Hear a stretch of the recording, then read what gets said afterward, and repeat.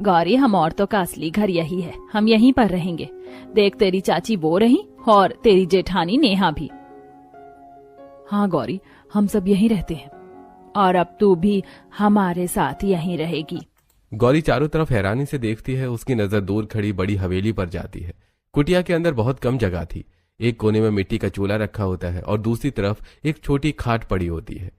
कैसा लगा अपना नया ससुराल? लेकिन मम्मी जी, इतनी बड़ी हवेली भी तो हमारी ही है, फिर हम उसमें क्यों नहीं रहते? कमला देवी कुछ पल चुप हो जाती हैं। बेटा, इन सवालों का जवाब मैं तुझे अभी नहीं दे सकती। बस इतना समझ ले कि इस हवेली पर 150 साल पुराना एक श्राप है। तेरी परदादी, तेरी दादी और यहाँ तक कि मैं भी इस श्राप को निभाती आ रही हूँ, इसीलिए अब तुझे भी यही करना पड़ेगा। गौरी कुछ पल तक चुप रहती है। उसके चेहरे पर हैरानी और गहरी सोच दोनों दिखाई देती है। ठीक है मम्मी जी, अगर यही इस घर का नियम है तो मैं आपकी बात मान लूंगी। इतनी बड़ी हवेली के बाद भी ऐसा क्यों? गौरी कुटिया के अंदर कदम रखती है। अगले दिन सुबह मिट्टी की छोटी सी कुटिया के अंदर हल्की धूप आ रही होती है। कुटिया बहुत तंग और साधारण होती है। एक कोने में मिट्टी का चूल्हा रखा होता है। नेहा और गौरी चूल्हे के सामने बैठकर खाना बनाने की कोशिश कर रही होती हैं। पास में कमला देवी और मधुबाला सब्जी काट रही होती हैं। गौरी, थोड़ा और लकड़ी डाल दे, तभी आग ठीक से जलेगी। जी दीदी। जैसे ही चूल्हा तेज जलता है, पूरी कुटिया में धुआं फैलने लगता है। गौरी और नेहा खांसने लगती हैं। दीदी, ये धुआं तो बहुत ज्यादा हो गया, सांस भी नहीं ली जा रही। आदत पड़ जाएगी। गौरी, हम तो रोज इसी में खाना बनाते हैं, जल्दी बाहर चलो वरना दम घुट जाएगा। सभी औरतें खांसते खांसते जल्दी से कुटिया के बाहर आ जाती हैं। थोड़ी देर तक बाहर बैठकर सांस संभालती हैं।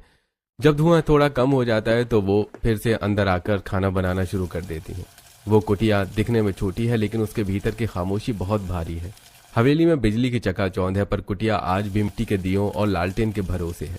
वहां रहने वाली औरतें आपस में कम बात करती हैं, जैसे उन्हें किसी अदृश्य पहरेदार का डर हो। शाम होते होते आसमान में काले बादल छा जाते हैं। रात को तेज बारिश शुरू हो जाती है। कुटिया के अंदर गौरी और नेहा खाट पर सो रही होती हैं। अचानक छत से पानी टपकने लगता है। दीदी, ये पानी कहाँ से आ रहा है? छत पुरानी है, बारिश में हमेशा ऐसा ही होता है। कुछ ही देर में कुटिया के कई कोनों से पानी टपकने लगता है। दोनों बहुएं जल्दी जल्दी उठकर बाल्टियां और बर्तन रखने लगती हैं। दीदी, पूरी कुटिया में पानी भर रहा है। हाँ, हर बारिश में यही हाल होता है। पूरी रात वो ठीक से दोनों सो नहीं पाती। कुटिया में जगह जगह बाल्टियां रखी होती हैं और पानी टप टप गिरता रहता है। अगली सुबह गौरी नींद से उठती है। वो चारों तरफ देखती है और थोड़ा परेशान होकर बाहर निकलती है। दीदी, यहाँ बाथरूम कहाँ है? चल मैं दिखाती हूँ। नेहा गौरी को कुटिया के पीछे ले जाती है, जहाँ पर दीवारों से घिरी एक छोटी सी जगह बनी होती है। ऊपर कोई छत नहीं होती। बस यही हमारा बाथरूम है। गौरी ये देखकर बिल्कुल चौंक जाती है। क्या? बस यही? गौरी के चेहरे पर साफ दिखाई देता है कि वो इन सब चीजों से बहुत परेशान हो चुकी है। वो आसमान की तरफ देखकर धीरे से बोलती है, हे भगवान, ये कैसी जगह पर मेरी शादी हो गई है? ये कैसा श्राप है जिसमें औरतें अपने पतियों के साथ नहीं रह सकती, अपने ही घर में नहीं रह सकती? गौरी की आंखों में आंसू आ जाते हैं। अगली सुबह नेहा और गौरी टोकरी लेकर बाजार जाने के लिए तैयार खड़ी होती हैं। रास्ते में गांव की कुछ औरतें खड़ी होकर उन्हें देख रही होती हैं और धीरे धीरे आपस में बातें करने लगती हैं। पता नहीं ये श्राप कब तक चलेगा।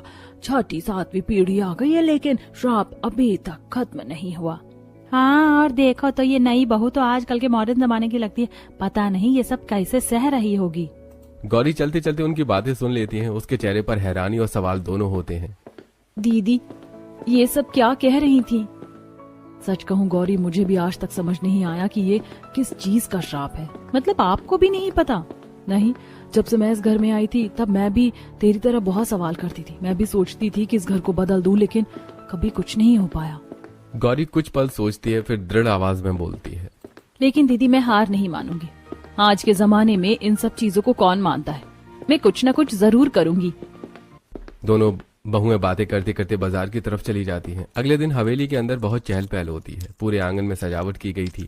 गुब्बारे लगे होते हैं और मेहमान आ जा रहे होते हैं। उज्जवल का 18वां जन्मदिन मनाया जा रहा था। हवेली के मर्द और मेहमान हंसते बोलते हुए केक काटने की तैयारी कर रहे होते हैं। सब लोग खुशी से जश्न मना रहे होते हैं, लेकिन हवेली के पीछे मिट्टी की कुटिया के बाहर कमला देवी, मधुबाला, नेहा और गौरी और सुहागन औरतें भी चुपचाप बैठी होती हैं। हवेली से हंसी, संगीत और तालियों की आवाज आ रही होती है।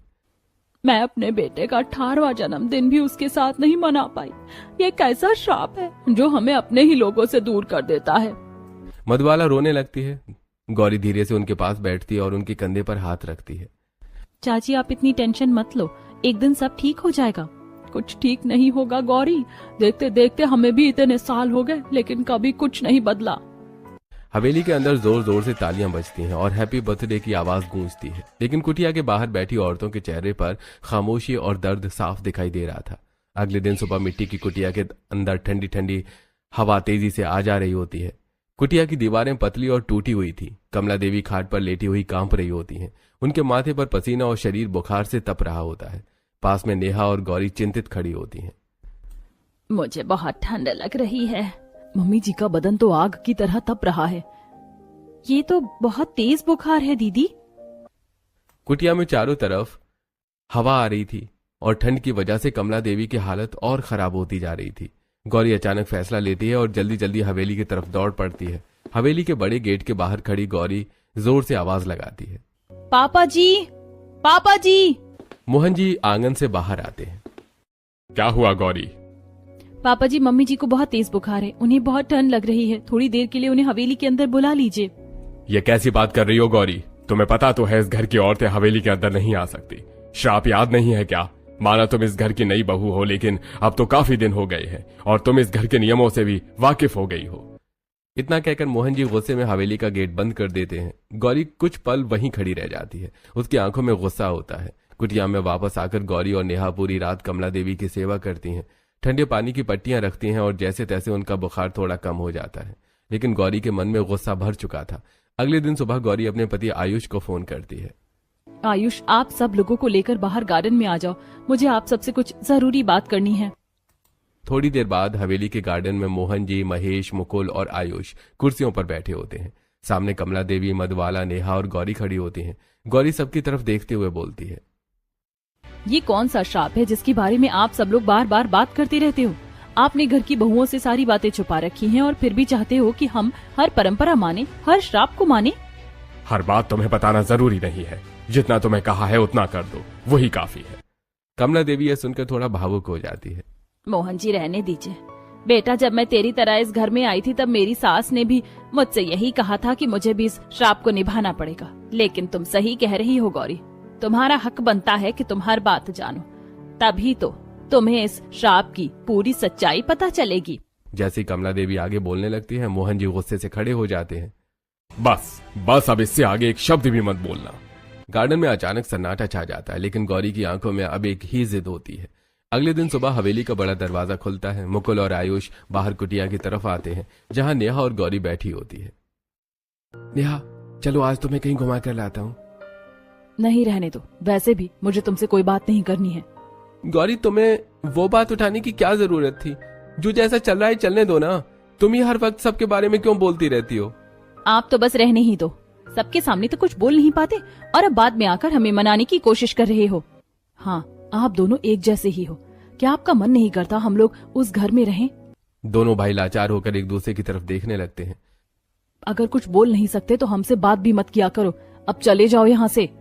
मुकुल और आयुष चुपचाप वापस हवेली की तरफ चले जाते हैं। अंदर से कमला देवी ये सब देख रही होती हैं। थोड़ी देर बाद गौरी और नेहा कुटिया के अंदर आ जाती हैं। बेटा, तुम लोग उनके साथ ऐसा मत करो, इसमें उनकी कोई गलती नहीं है। वो तो बेचारे जो बचपन से देखते आ रहे हैं वही कर रहे हैं। लेकिन मम्मी जी, आप हमें बताओ तो सही, ऐसा कौन था जिसकी वजह से घर दो हिस्सों में बट गया? कमला देवी कुछ पल चुप रहती हैं, फिर धीरे से खाट पर बैठ जाती हैं। तुम सही कह रही हो बेटा, तुम्हारा भी हक बनता है हर चीज जानने का। ये बात तुम्हारे परदादा के समय की है। कई साल पहले परदादा इस गांव के बहुत बड़े जमींदार थे। गांव के सारे लोग उनकी बात मानते थे, लेकिन उनमें और उनकी परदादी विमला देवी में बहुत घमंड था। दोनों ही लोगों को अपने से बहुत छोटा समझते थे। उनकी हवेली में कई नौकर चाकर काम करते थे। एक दिन एक नौकरानी अपने छोटे बेटे को हवेली में साथ ले आती है। बीबी जी, मैं अपने बेटे को साथ ले आई हूँ। आज इसकी तबीयत बहुत खराब है और घर पर इसकी देखभाल करने वाला कोई नहीं था, इसीलिए इसे अपने साथ ले आई।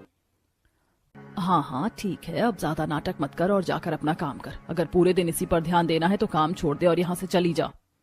नौकरानी चुपचाप काम में लग जाती है। उसका छोटा बेटा इधर उधर खेलते हुए सीढ़ियों के पास शैतानी करने लगता है। तभी ऊपर से विमला देवी सीढ़ियों से नीचे उतर रही होती है। ए लड़के, यहाँ क्या कर रहा है? वो उसे जोर से डांट देती है। बच्चा घबरा जाता है और उसका संतुलन बिगड़ जाता है और वो सीढ़ियों से नीचे गिर जाता है। आवाज सुनकर नौकरानी दौड़ती हुई आती है। वो देखती है उसका बेटा जमीन पर पड़ा होता है और उसके सिर से खून बह रहा था। मेरे बच्चे को क्या हो गया? आपने मेरे बच्चे के साथ कुछ किया है। आप बहुत घमंडी औरत हो। देखो, मेरे बच्चे के सिर से खून निकल रहा है। ये सब क्या बोल रही हो? बोलने से पहले सोच भी रही हो या नहीं? तभी परदादा भी भागते हुए वहां आ जाते हैं। अरे ये सब क्या हो गया? नौकरानी गुस्से और दर्द से कांपते हुए श्राप देती है। तुम लोगों ने मेरे बच्चे को मार दिया, इसीलिए मैं तुम्हें श्राप देती हूँ। आज के बाद इस हवेली की चौखट के भीतर किसी सुहागन का पैर नहीं टिकेगा। जो भी औरत इस छत के नीचे रात बिताएगी वो सुबह का सूरज नहीं देख पाएगी। इतना कहकर नौकरानी अपने बेटे को गोद में उठाती है और हवेली से चली जाती है। घर की औरतें पहले इस बात को गंभीरता से नहीं लेती। उन्हें लगता है कि श्राप जैसी कोई चीज नहीं होती, लेकिन अगले ही दिन घर की एक औरत की अचानक मौत हो जाती है। यह देखकर पूरे घर में डर फैल जाता है। घर के सभी मर्द मिलकर फैसला ले देते हैं कि अब से घर की सारी औरतें हवेली से अलग रहेंगी। हमें आगे से सावधान रहना होगा।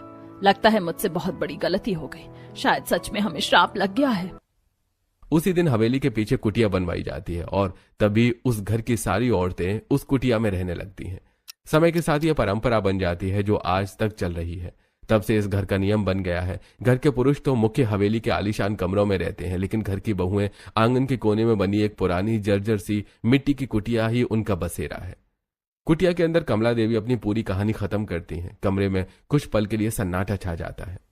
मम्मी जी, ऐसा कुछ नहीं होता। आज के जमाने में ये सब अंधविश्वास है। क्या पता उस औरत को कोई बीमारी रही हो और लोगों ने उसे श्राप समझ लिया हो। बेटा, जो हुआ वो सच था।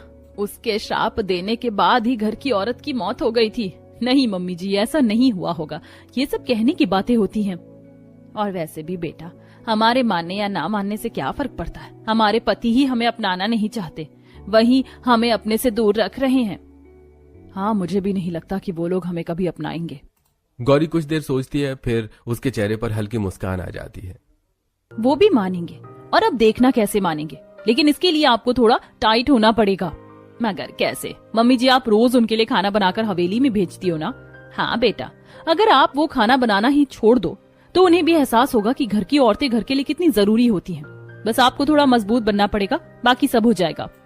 अगले दिन सुबह कुटिया की रसोई बिल्कुल ठंडी पड़ी होती है। चूल्हा जलाई नहीं होता, ना आटा गुथा है, ना सब्जी बनती है। पूरा दिन गुजर जाता है, लेकिन हवेली में मर्दों के लिए खाना नहीं पहुंचता है। हवेली के अंदर पता नहीं आज इन्हें क्या हो गया है। ऐसा भी क्या हुआ जो आज खाना ही नहीं बनाया? पता नहीं भैया, लगता है कुछ बात हो गई है। सारे मर्द उठकर कुटिया की तरफ जाने लगते हैं। कुटिया के बाहर पहुंचकर मोहन जी जोर से आवाज लगाते हैं, अरे क्या हुआ? आज खाना क्यों नहीं बना? सभी औरतें चुप खड़ी रहती हैं, लेकिन गौरी आगे बढ़कर बोलती है, पापा जी, जब आपको हमारी जरूरत ही नहीं है तो आप खाने को क्यों पूछ रहे हो? जब आपने हमें घर से निकालकर कुटिया में डाल रखा है, वो भी एक श्राप की वजह से, तो आप हमसे काम करवाने के बारे में क्यों सोचते हो? ये तुम क्या कह रही हो गौरी? चाचा जी, ये आप भी जानते हो और मैं भी। आज के जमाने में ऐसा कुछ नहीं होता। मर्द एक दूसरे को देखने लगते हैं, लेकिन कोई जवाब नहीं देता। उसी रात मुकुल शहर के एक बार में बैठा होता है। उसके साथ उसका एक दोस्त भी बैठा होता है। तभी दोस्त का फोन बजता है। अरे यार, मुझे घर जाना होगा, बीवी का कॉल आ रहा है। वो मेरे बिना खाना भी नहीं खाती। दोस्त जल्दी से उठकर चला जाता है। मुकुल अकेला बैठा रह जाता है। वो अपने फोन की स्क्रीन देखता है, लेकिन उस पर कोई कॉल नहीं होती। मेरी बीवी तो मुझसे इतनी दूर है। अगर ये श्राप खत्म हो जाए तो कितना अच्छा होगा। हम सब एक साथ रह सकते हैं। बार की भीड़ के बीच भी मुकुल को अचानक बहुत अकेलापन महसूस होने लगता है। अगला दिन शहर के एक छोटे से कैफे में आयुष अपने दोस्तों के साथ बैठा होता है। सभी लोग हंसते बात करते हुए अपने पुराने अनुभव शेयर कर रहे होते हैं।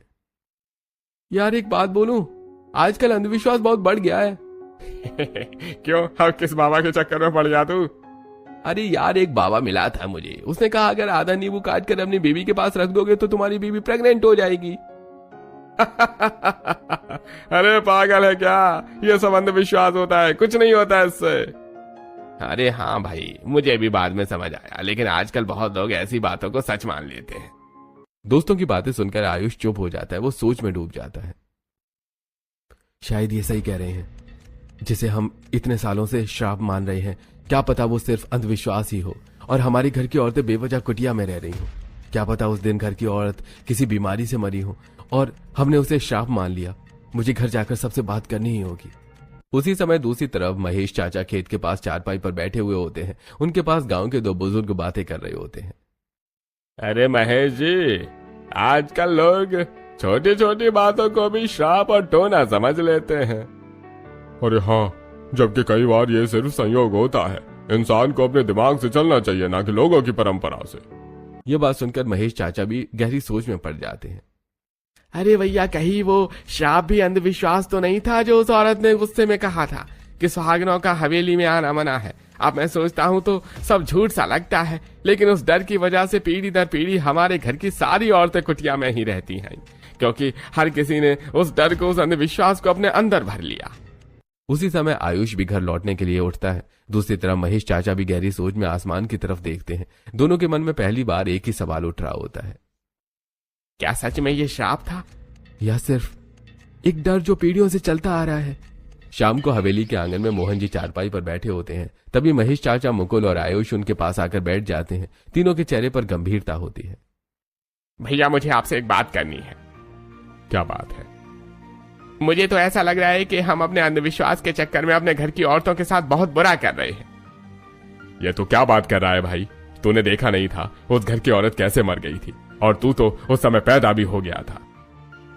भैया, मुझे नहीं लगता कि ऐसा कुछ था। मुझे लगता है कि सब अंधविश्वास था। हाँ पापा, चाचू सही बोल रहे हैं। मुझे भी गौरी की बात पर विश्वास है। और ऐसे घर का क्या फायदा जिसमें औरतें ही ना हो? असली घर तो औरतों से ही बनता है। हमें भी अपनी बीवियों की बहुत कमी महसूस होती है। ये सब तुम क्या बातें कर रहे हो? हाँ, अचानक तुम्हें ऐसा क्या हो गया कि तुम उस श्राप को अंधविश्वास मानने लगी? तीनों मिलकर उन्हें समझाने की कोशिश करते हैं, लेकिन मोहन जी उनकी एक भी बात सुनने को तैयार नहीं होते। अगला दिन सुबह मुकुल, आयुष और महेश चाचा ऑफिस के लिए निकल जाते हैं। कुटिया के बाहर गौरी हवेली के गार्डन में झाड़ू लगा रही होती है। तभी अचानक उसे हवेली के अंदर से चिंगारी की आवाज सुनाई देती है। ये कैसी आवाज थी? वो एक पल के लिए घबरा जाती है, लेकिन फिर अपने काम में लग जाती है। कुछ ही देर के बाद हवेली के अंदर से धुआं निकलने लगता है। गौरी घबरा जाती है। मम्मी जी, जल्दी आइए। कुटिया से कमला देवी, नेहा और बाकी औरतें दौड़कर बाहर आती हैं। मम्मी जी देखो, घर के अंदर से धुआं निकल रहा है। हे भगवान, पता नहीं अंदर क्या हुआ। सारी औरतें भागते हुए हवेली के अंदर जाती हैं। अंदर जाकर वो देखते हैं कि मोहन जी जमीन पर पड़े होते हैं। उन्हें बिजली का करंट लगा होता है। उनके हाथ पर जलने का बड़ा निशान होता है। मोहन जी, जल्दी इन्हें अस्पताल ले चलते हैं। सारी औरतें मिलकर मोहन जी को उठाती हैं और तुरंत अस्पताल लेकर जाती हैं। इलाज के बाद डॉक्टर उनकी जान बचा लेते हैं। शाम तक उन्हें वापस घर ले आते हैं। अगला दिन सुबह को गौरी, कमला देवी, नेहा और बाकी औरतें हवेली के दरवाजे के सामने खड़ी होती हैं। वो हवेली के अंदर आने की कोशिश करती हैं, लेकिन जैसे ही उनके पैर दहलीज के पास आते हैं वो डर कर रुक जाती हैं। उन्हें लगता है कि जैसे अभी भी श्राप का डर उन्हें रोक रहा है। तभी पीछे से मोहन जी ये सब देख लेते हैं। बहू, आज मैं तेरे सामने हार चुका हूँ। सब लोग हैरान होकर उनकी तरफ देखते हैं।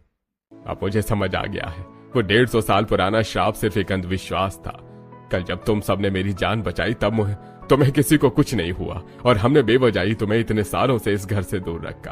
हमने घर की औरतों पर बहुत जुल्म किया, उन्हें उस कुटिया में रखा जहां हर रोज छत से पानी टपकता है। आज मुझे अपनी गलती का एहसास हो गया है। ये सुनकर सबकी आंखों में आंसू आ जाते हैं।